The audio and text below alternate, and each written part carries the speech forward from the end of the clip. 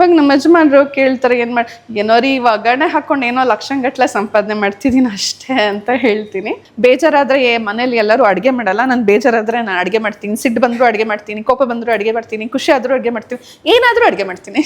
10th ಅಲ್ಲೇ ನನ್ನ ಪೇರೆಂಟ್ಸ್ನ ದುಡ್ಡು ಕೇಳಕ್ಕೆ ನಾನು ಮುಜುಗರ, ಏನಕ್ಕೆ ಕೇಳಬೇಕು, ನಾನು ಇಷ್ಟು ದೊಡ್ಡ ಹುಡುಗಿ ಆಗಿದ್ದೀನಲ್ವಾ, ನಾನೇ ದುಡಿಬೇಕಲ್ವಾ ಅನ್ನೋ ಒಂದು ಮೈಂಡ್ ಸೆಟ್ಟು ಫಸ್ಟಿಂದ ಇತ್ತು. So I am default late comer, last bench, ಆಮೇಲೆ ಜಸ್ಟ್ ಪಾಸ್ ಹೆಂಗ್ ಪಾಸ್ ಆಗಿದ್ದೀನೋ ಏನೋ ಗೊತ್ತಿಲ್ಲ, ಪಾಸ್ ಆಗ್ಬಿಟ್ಟಿದ್ದೀನಿ. ಹಾಯ್ ಹಲೋ ನಮಸ್ಕಾರ, ಎಲ್ಲರೂ ಹೇಗಿದ್ದೀರಾ? ಚೆನ್ನಾಗಿರ ಅನ್ಕೊಂಡು ನಾನು ಕೂಡ ಸೂಪರ್ ಆಗಿದ್ದೀನಿ. ನಾನಿವತ್ತು ವರ್ಷಿನೀಸ್ ಕಿಚನ್ ಅಂತ, ಸೊ ಇದೊಂಥರ ಸಬ್ಜೆಕ್ಟೇ ಚೇಂಜ್ ಇದೆ. ಯಾವಾಗಲೂ ಹೋಟೆಲ್ಗಂತೂ ಹೋಗ್ತಿದ್ವಿ, ಬಟ್ ಈ ಸತಿ ನೀವು ಹೋಟೆಲ್ ಮಾಡ್ತೀರಾ ಅಂದರೆ ಅದಕ್ಕೆ ಹೆಲ್ಪ್ ಆಗುವಂಥ ಒಂದು ವಿಷಯ ತಂದಿದ್ದೀನಿ. ಅಂದರೆ ನಿಮಗೆ ಅಡುಗೆ ಮಾಡಬೇಕಾ, ಸೊ ಅಡುಗೆ ಮಾಡೋದನ್ನ ಕಲಿಬೇಕು ಅಂದರೆ ಈ ಜಾಗಕ್ಕೆ ಬರಬೇಕು, ಅಥವಾ ನೀವು ಹೋಟೆಲ್ ಮಾಡ್ತೀರಾ ಅಂದರೂ ಕೂಡ ನೀವು ಈ ಜಾಗಕ್ಕೆ ಬಂದರೆ ಇವರು ಕಂಪ್ಲೀಟಾಗಿ ಗೈಡ್ ಮಾಡ್ತಾರೆ. ಅಂದರೆ ಹೋಟೆಲ್ ಮಾಡೋದಕ್ಕೆ ಅಂದರೆ ನೀವು ಓನರ್ ಆಗಬೇಕು ಅಂದರೆ ಓನರ್ ಸುಮ್ಮನೆ ದುಡ್ಡಿದ್ರೆ ಆಗಲ್ಲ. ಸೊ ಎಲ್ಲ ವಿಷಯ ಗೊತ್ತಿದ್ರೆ ಮಾತ್ರನೇ ಆಗಕ್ಕೆ ಸಾಧ್ಯ ಓನರ್ ಅಂತ. ಸೊ ಹಾಗಾಗಿ ಆ ವಿಷಯಗಳನ್ನೆಲ್ಲ ಇವರು ಹೇಳ್ಕೊಡ್ತಾರಂತೆ. ಮತ್ತಿಲ್ಲ ನಿಮ್ಮದು ಹೋಟೆಲ್ ಇದ್ದು ಸೊ ಅಲ್ಲಿಗೆ ವರ್ಕರ್ಸ್ ಬೇಕು ಅಂದರೆ ಇಲ್ಲಿಂದ ವರ್ಕರ್ಸು ಕೂಡ ಸಿಗ್ತಾರಂತೆ. ಯಾಕಂದರೆ ಎಲ್ಲ ಅಡುಗೆ ಎಲ್ಲ ಇಲ್ಲಿ ಕಲ್ತಿರ್ತಾರಲ್ಲ, ಸೊ ವರ್ಕರ್ಸು ಕೂಡ ಸಿಗ್ತಾರಂತೆ. ಸೊ ಸಿಕ್ಕಾಪಟ್ಟೆ ಐಟಮ್ ಹೇಳ್ಕೊಡ್ತಾರಂತೆ. ಸೊ ಏನೇನು ಐಟಮ್ ಹೇಳ್ಕೊಡ್ತಾರೆ ಮತ್ತು ಹೇಗೆ ನಡೀತಾ ಬರ್ತಾ ಇದೆ ಮತ್ತು ಎಷ್ಟು ವರ್ಷದಿಂದ ನಡೀತಾ ಇದೆ ಅನ್ನೋಂಥದ್ದು ಕಂಪ್ಲೀಟಾಗಿ ಈ ವಿಡಿಯೋದಲ್ಲಿ ಡೀಟೇಲ್ಸ್ ಸಿಗುತ್ತೆ. ಹೋಗೋಣ, ಕಂಪ್ಲೀಟಾಗಿ ವಿಡಿಯೋ ನೋಡೋಣ. ಅದಕ್ಕಿಂತ ಮುಂಚೆ ನೀವಿನ ನಮ್ಮ ಚಾನಲ್ಗೆ ಸಬ್ಸ್ಕ್ರೈಬ್ ಆಗಿಲ್ಲ ಅಂದರೆ ದಯವಿಟ್ಟು ನಮ್ಮ ಚಾನಲ್ನ ಸಬ್ಸ್ಕ್ರೈಬ್ ಮಾಡಿ, ವಿಡಿಯೋನ ಲೈಕ್ ಮಾಡಿ, ಶೇರ್ ಮಾಡಿ, ಕಮೆಂಟ್ ಮಾಡಿ ಅಂತ ಹೇಳ್ತಾ ವಿಡಿಯೋ ಕಂಟಿನ್ಯೂ ಆಗುತ್ತೆ. ಮೇಡಮ್ ನಮಸ್ತೆ. ನಮಸ್ಕಾರ ಮೇಡಮ್, ತಮ್ಮ ಹೆಸರು? Varshini from Varshini's kitchen. Varshini's kitchen, okay. So ಏನಿದು ಮತ್ತು ಹೇಗೆ ನಡೆಯುತ್ತೆ? Sir, Varshini's kitchen the culinary school. ಇಲ್ಲಿ ಕುಕಿಂಗ್ ಮತ್ತು ಬೇಕಿಂಗ್ನ ಹೇಳ್ಕೊಡ್ತೀವಿ. ಎಲ್ಲ ರೀತಿಯ ಫುಡ್ ಓರಿಯೆಂಟೆಡ್ ಕೋರ್ಸಸ್, ವೆಜಿಟೇರಿಯನಲ್ಲಿ ಏನೇ ಕೋರ್ಸ್ ಕೇಳಿ ವಿಲ್ ಟೀಚ್ ಯು. ಮೇಡಮ್ ರಾಗಿ ಮುದ್ದೆ ಬೇಕು, ಎಸ್ ರಾಗಿ ಮುದ್ದೆ ಹೇಳ್ಕೊಡ್ತೀವಿ. ಮೇಡಮ್ ಮಿಲ್ಲಟ್ಟಲ್ಲಿ ವೆರೈಟಿ ಬ್ರೇಕ್ಫಾಸ್ಟ್ಗಳು ಬೇಕು, ಎಸ್ ಅದನ್ನು ಕೂಡ ಹೇಳ್ಕೊಡ್ತೀವಿ. ಮೇಡಮ್ ವೀಗನ್ ರೆಸಿಪಿ ಬೇಕು, ಎಸ್ ವೀಗನ್ ರೆಸಿಪೀಸು ಹೇಳ್ಕೊಡ್ತೀವಿ. You name the recipe, will teach the recipe. ಏನೇ ಇರ್ಬೋದು, ಯಾವುದೇ ಪ್ರಪಂಚದಲ್ಲಿ ಯಾವುದೇ ಮೂಲಲ್ಲಿರೋ ರೆಸಿಪೀಸು ವೆಜ್ ರೆಸಿಪೀಸ್ ಆಗಿರ್ಬೇಕು ಅಷ್ಟೇ. ಅದನ್ನು ನಾವು ಇಲ್ಲಿ ಹೇಳ್ಕೊಟ್ಟು ಟ್ರೈನಿಂಗ್ ಕೊಟ್ಟು ನಿಮಗೆ ಜಾಬ್ ಕೊಡಿಸ್ತೀವಿ, ಬಿಸ್ನೆಸ್ ಸೆಟಪ್ ಮಾಡಿಸ್ಕೊಡ್ತೀವಿ. ಓಕೆ. ಸೊ ಅಡಿಗೆ ಅಂತ ಬಂದ್ರೆ ಇಂಥದ್ದು ಗೊತ್ತಿಲ್ಲ ಅಥವಾ ಹೇಳ್ಕೊಡಲ್ಲ ಅನ್ನೋದೇನಿಲ್ಲ. ಎಸ್, ಬೇಕಿಂಗ್ ಇರ್ಬೋದು ಇಂಟರ್ನ್ಯಾಷನಲ್ ಸ್ಟ್ಯಾಂಡರ್ಡ್ಸ್ ಅಲ್ಲಿ, ಅಥವಾ ಕುಕಿಂಗ್ ಇರ್ಬೋದು ಹೆವಿ ಕ್ವಾಂಟಿಟಿಲೂ ಹೇಳ್ಕೊಡ್ತೀವಿ. ಇಲ್ಲ ಮೇಡಮ್ ಮಗಳು ಮದುವೆ ಸೆಟ್ ಆಗಿದೆ ಅವ್ರಿಗೆ ಮಾತ್ರ ಹೇಳ್ಕೊಡ್ಬೇಕು, ಎಸ್ ಅದು ಹೇಳ್ಕೊಡ್ತೀವಿ. ಇಲ್ಲ ನನ್ನ ಮಗ out of country education purpose ಹೋಗ್ತಿದ್ದಾನೆ, ಬೇಸಿಕ್ ಅಡುಗೆ ಕಳಿಸ್ಕೊಡ್ಬೇಕು, ಎಸ್ ಅದು ಹೇಳ್ಕೊಡ್ತೀವಿ. ಇಲ್ಲ ಮೇಡಮ್ ನಾನೊಂದು ಶೆಫ್ ಆಗಿ ಹೋಗ್ಬೇಕು, 100 ಜನ 200 ಜನ ಕ್ವಾಂಟಿಟಿ ಹೇಳ್ಕೊಡ್ಬೇಕು ಅಂದರೆ ಎಸ್ ಅದು ಹೇಳ್ಕೊಡ್ತೀವಿ. Okay, super. ಓಕೆ. ಮತ್ತೆ ಅಂದರೆ ಯಾವ್ಯಾವ ಥರ ಶೈಲಿ ಅಂದರೆ north Indian, south Indian, Chinese? Yes, we have a wide varieties. North Indian, south Indian, Italian, Mexican, baking, cake, ice cream, chocolate, mocktail, cocktail, table manage, vegetable carving, food photography, fruit presentation, Korean food, millet food, Thai food, barista, vegan, ಈ ಥರ ಎಲ್ಲ ಥರದ ಅಡುಗೆಗಳನ್ನು ಹೇಳ್ಕೊಡ್ತೀವಿ. Madam ನಿಮಗೆಲ್ಲ ಬರುತ್ತಾ ಇಷ್ಟು? S, ಎಲ್ಲ ಬರುತ್ತೆ. It's a passion. ನನಗೆ ಫುಡ್ ಅಂದರೆ ಬಹಳ ಇಷ್ಟ. ಯೂಶಲಿ ಬೇಜಾರಾದರೆ ಮನೇಲಿ ಎಲ್ಲರೂ ಅಡುಗೆ ಮಾಡಲ್ಲ, ನಾನು ಬೇಜಾರಾದರೆ ನಾನು ಅಡುಗೆ ಮಾಡ್ತೀನಿ, ಸಿಟ್ಟು ಬಂದರೂ ಅಡುಗೆ ಮಾಡ್ತೀನಿ, ಕೋಪ ಬಂದರೂ ಅಡುಗೆ ಮಾಡ್ತೀನಿ, ಖುಷಿ ಆದರೂ ಅಡುಗೆ ಮಾಡ್ತೀನಿ, ಏನಾದರೂ ಅಡುಗೆ ಮಾಡ್ತೀನಿ. ಓ ಓಕೆ, ಸೂಪರ್. ಅಂದರೆ ಮನೇಲೆಲ್ಲ ಪ್ರಯೋಗಗಳು ನಡೀತಾ ಇರುತ್ತೆ ಹಂಗಾರೆ ಎಲ್ಲ? ಮನೆಯಲ್ಲಿ ಅನ್ನೋಕ್ಕಿಂತ ನಾನು ಹೆಚ್ಚಾಗಿರೋದು ನನ್ನ ರೆಸ್ಟೋರೆಂಟಲ್ಲಿ ಮತ್ತು ನನ್ನ ಅಕಾಡೆಮಿಯಲ್ಲಿ.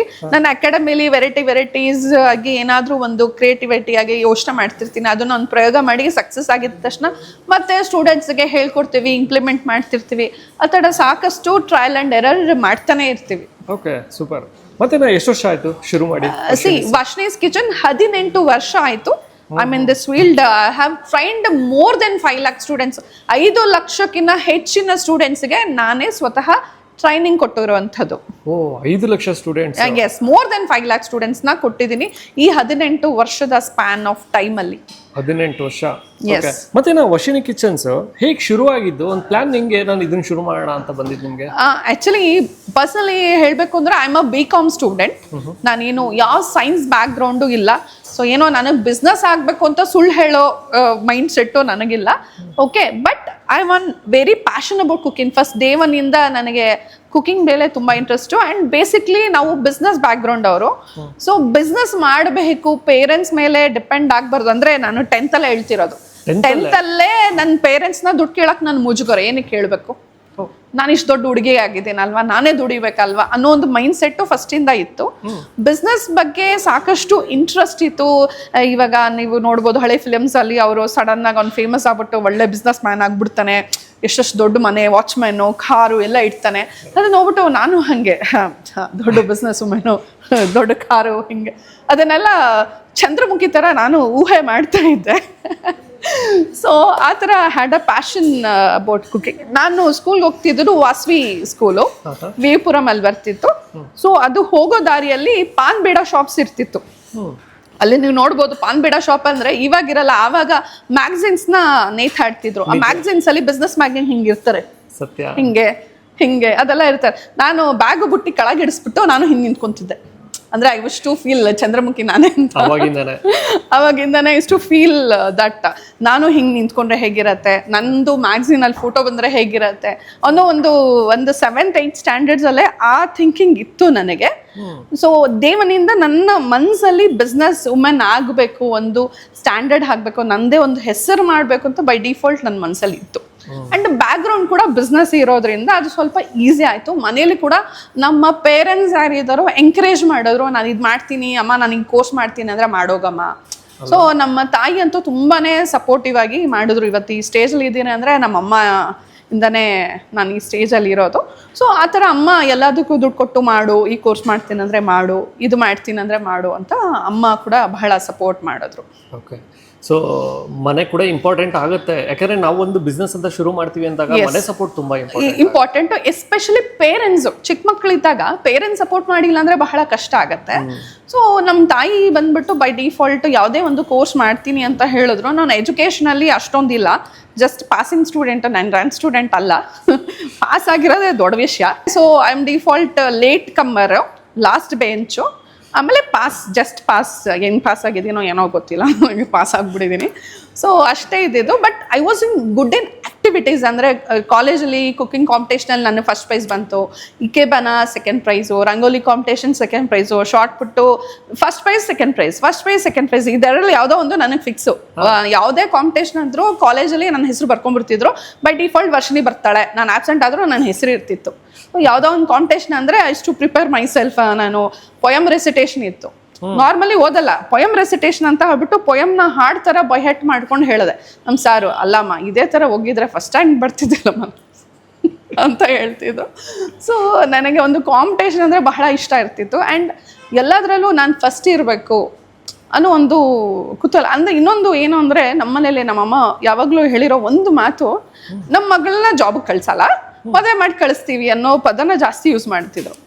ಹೆಂಗಿದ್ರು ಜಾಬ್ಗೆ ಕಳ್ಸಲ್ಲ, ನಾನು ಫಸ್ಟ್ ರ್ಯಾಂಕ್ ಬಂದರೆ ಏನು ಪ್ರಯೋಜನ, ನಾನು ಜಾಸ್ತಿ ಮಾರ್ಕ್ಸ್ ತೊಗೊಂಡ್ರೆ ಡೌರಿ ಏನಾದರೂ ಕಮ್ಮಿ ತೊಗೊತಾರ, ತೊಗೊಳೋ ಡೌರಿ ತೊಗೊಳ್ತಾರೆ, ಅವ್ರು ಡಿಮ್ಯಾಂಡ್ಸ್ ಮಾಡೇ ಮಾಡ್ತಾರೆ.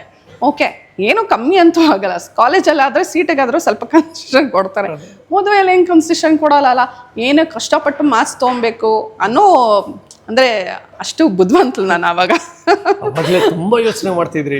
S I use to think the subject ಏನಕ್ಕೆ ಅಷ್ಟೊಂದು ಕಷ್ಟಪಡುವಾಗ. ಇವಾಗ ಹೆಂಗಿದ್ರು ನೀವು ಹೇಳಿ, ಇವಾಗ ನಾನು ಔಟ್ ಆಫ್ ಔಟ್ ತೊಗೊಂಡಿದ್ರೆ ಅವ್ರು ಏನಾದ್ರು ಕಮ್ಮಿ ತೊಗೊತಿದ್ರೆ ಅಷ್ಟೇ ತೊಗೊತಿದ್ರು. ಸೊ ಅದರಿಂದ ಇಷ್ಟು ಬೇಸಿಕ್ ಎಜುಕೇಷನ್ ಏನು ನೆಸೆಸಿಟಿ ಅಷ್ಟು ಮಾತ್ರ ನಾನು ಕಾನ್ಸಂಟ್ರೇಟ್, ಜಾಸ್ತಿ ಓದ್ತಾನೆ ಇರಲಿಲ್ಲ. ಜಾಸ್ತಿ ಹೋಗ್ಬಿಟ್ರೆ ಇಲ್ಲಿ ರ್ಯಾಂಕ್ ಬಂದ್ಬಿಡುತ್ತೋ ಅಂತ ಯೋಚನೆ ಮಾಡ್ತಿದ್ದೆ, ಅಷ್ಟೊಂದು ಇನ್ನೋಸೆಂಟ್ ಆಗಿದ್ದೆ ನಾನು. So I use to good in competitions ಬೇರೆ, ನಾನು ಸ್ವತಃ ಮಾಡಬೇಕು ಅಂತ. ಕಾಲೇಜಲ್ಲಿ ಇದ್ದಾಗ, ಫಸ್ಟ್ PUC ಇದ್ದಾಗ, ಕಾಲೇಜಿಂದ ಬಂದಮೇಲೆ I to take mehndi classes, beautician course, ಆಮೇಲೆ ಟ್ಯೂಷನ್ಸು, ಕುಕಿಂಗ್ ಕ್ಲಾಸಸ್ಸು. ಇಷ್ಟು ಕಾಲೇಜಿಂದ ಬಂದಮೇಲೆ 8 ಗಂಟೆ 9 ಗಂಟೆವರೆಗೂ ಐ ಟು ವೆರಿ ಬ್ಯುಸಿ. ಅಂದರೆ ಆವಾಗ 2000 I to earn per month 12,000 to 15,000 per month. Yes, tuitions ಇರ್ತಿತ್ತು. ಅದು CBSE syllabus, ICSE syllabus, state syllabus, ಬೇರೆ ಬೇರೆ ಸಿಲೆಬಸ್ಗೆ ಬೇರೆ ಬೇರೆ ಥರ ಹೇಳ್ಕೊಡ್ತಿದ್ದೆ. ಮೆಹಂದಿ ಕ್ಲಾಸಸ್ ಹೇಳ್ಕೊಡ್ತಿದ್ದೆ. ಹೆಣ್ಮಕ್ಳು ಸೀರೆ ಉಡೋಕೆಲ್ಲಿ ಬರುತ್ತೆ, ಸ್ಯಾರಿ ರ್ಯಾಪಿಂಗ್ ಕ್ಲಾಸಸ್ ಹೇಳ್ಕೊಡ್ತಿದ್ದೆ. ಮತ್ತು ಅಡುಗೆ ಕ್ಲಾಸಸ್ಸು. ಆವಾಗಲೇ ನಾನು ಫಸ್ಟ್ PUC ಹುಡುಗಿ ಇದ್ದಾಗಲೇ ಕುಕ್ಕರಿ ಕ್ಲಾಸಸ್ಸು. ಲೈಬ್ರರಿ ಹೋದರೆ ಕುಕ್ ಬುಕ್ಸ್ ತೆಗಿಯೋದು, ಅದು ಓದೋದು, ಎಲ್ಲ ಬರ್ಕೊಂಡ್ಬಿಡೋದು. ಅವಾಗ ಜೆರಾಕ್ಸು ಫೋಟೋಸ್ ಇರಲಿಲ್ಲ ಅಲ್ಲ, ಬುಕ್ಕಲ್ಲಿ ಬರ್ಕೊಂಬರೋದು, ಮನೇಲಿ ಅದನ್ನ ರೆಸಿಪಿ ಟ್ರೈ ಮಾಡೋದು, ಚೆನ್ನಾಗಿ ಬಂತ ಅದನ್ನ ಕೋರ್ಸಿಗೆ ಇಂಪ್ಲಿಮೆಂಟ್ ಮಾಡಿಬಿಟ್ಟು ಹೇಳ್ಕೊಟ್ಬಿಡೋದು. ಅವಾಗಲೇ ಕೋರ್ಸ್ ಶುರು ಆಗಿತ್ತು. ಎಸ್, ನಾನು ಫಸ್ಟ್ PUC ಇದ್ದಾಗಲೇ ಕೋರ್ಸಸ್ ಹೇಳ್ಕೊಡ್ತಿದ್ದೆ, ಕುಕ್ಕರಿ ಕ್ಲಾಸಸ್ ಎಲ್ಲ ಫಸ್ಟ್ PUC ಎಲ್ಲ ಹೇಳ್ಕೊಡ್ತಿದ್ದೆ.